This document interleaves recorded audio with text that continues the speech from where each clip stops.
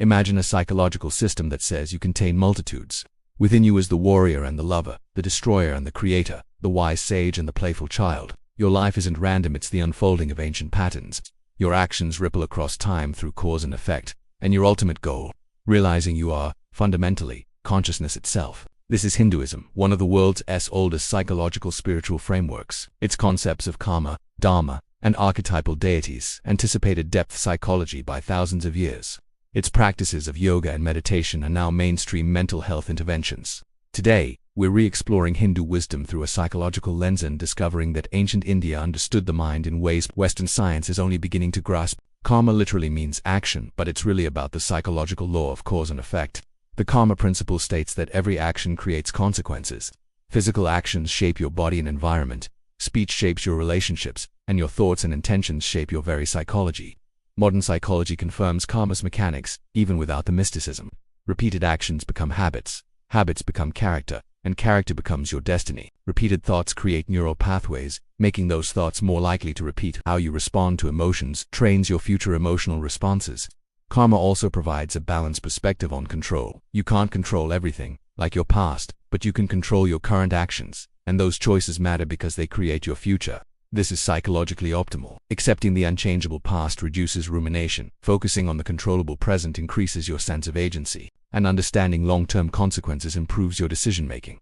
Karma isn't fatalism. The actual teaching is that your choices matter tremendously. They create your future experience. This aligns with psychological research on having a growth mindset and self-efficacy.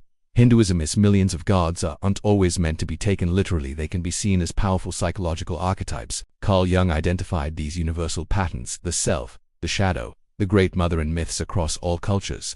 Hinduism explicitly organized these psychological forces as deities. Think of Brahma as the creative force within you, your ability to start new things. Vishnu is the preserver, your capacity for consistency in maintaining order. Shiva is the destroyer, representing your ability to let go, end what no longer serves you, and transform through loss. Shakti is the divine feminine energy, integrating both nurturing compassion and fierce, protective boundaries. Ganesha is the remover of obstacles, your problem-solving capacity. Hanuman represents devoted service, your ability to commit and find strength through purpose.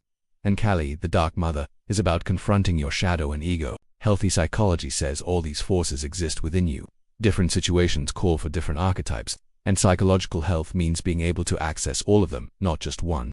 Worship or devotion to a deity can be seen as a psychological practice, a way of cultivating that quality in yourself and integrating these powerful energies into your personality. So how do you navigate life using these inner forces? That's where Dharma comes in. Dharma is your unique path, your purpose, your authentic role in the cosmic order. Hinduism recognizes four legitimate aims of life: pleasure, security, purpose, and finally, liberation. This is remarkably sophisticated, validating our material needs while pointing toward transcendence.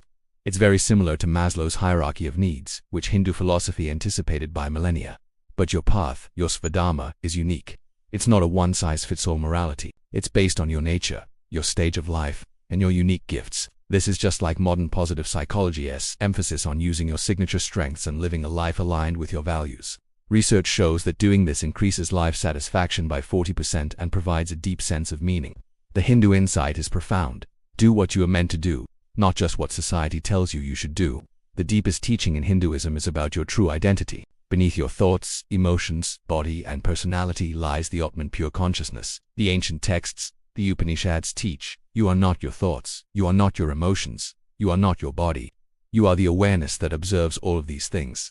This is identical to the core teaching of modern mindfulness. Hindu psychology even maps out the layers, or koshas, that cover this true self, from the physical body to the layers of energy, thought, and intellect. The ultimate teaching is Tatvamasi, you are that. It means your individual consciousness. Your Atman is identical to the universal consciousness, called Brahman. The separation we feel is an illusion. Psychologically, this points to what's called the witness consciousness. By cultivating the ability to be a neutral observer, watching thoughts without identifying with them, feeling emotions without being controlled by them, you realize you are not the content of your mind. You are the consciousness that holds it all. This is now a standard practice in therapies like mindfulness-based cognitive therapy and acceptance and commitment therapy. So how do we put all of this together? The answer is yoga. Yoga literally means union, integrating all these different aspects of your being into a whole. Most people think of the physical postures, but that's just one of the 8 limbs of yoga laid out by the sage Patanjali. The system is a comprehensive guide to mental health, covering ethics, personal growth, nervous system regulation through breathwork, attention training through meditation, and even transcendent experiences. Research on yoga is extensive, showing it reduces anxiety and depression, improves PTSD symptoms, and enhances emotional regulation. And because different people need different approaches, Hinduism offers multiple paths. There's Karma Yoga, the path of selfless action; Bhakti Yoga, the path of devotion and love; Jnana Yoga, the path of intellectual wisdom; and Raja Yoga, the path of meditation. It's a remarkably sophisticated system that acknowledges we all have different temperaments. So, Hinduism offers a complete psychological framework. It explains causation through karma. Your actions shape your experience. It defines personality through archetypes who contain multitudes. It gives you a life compass through Dharma, your authentic path. It clarifies identity through Atman, you are consciousness itself. And it provides methods for integration through yoga. You don't have to believe in reincarnation or multiple gods to benefit from this wisdom. These are frameworks for understanding the mind that work whether you take them literally or metaphorically. The key takeaways are universal. Your actions matter. You contain multitudes. You should find your unique path, and you are not your thoughts. Whether in a temple or a therapy office, through ancient Sanskrit or modern neuroscience, the goal is the same: to reduce suffering, increase well-being, and realize your true nature. When ancient wisdom meets modern science, both are enriched. Thanks for joining us on this deep dive. If this resonated with you, please like, subscribe, and share it with someone who might find it helpful. See you in the next video.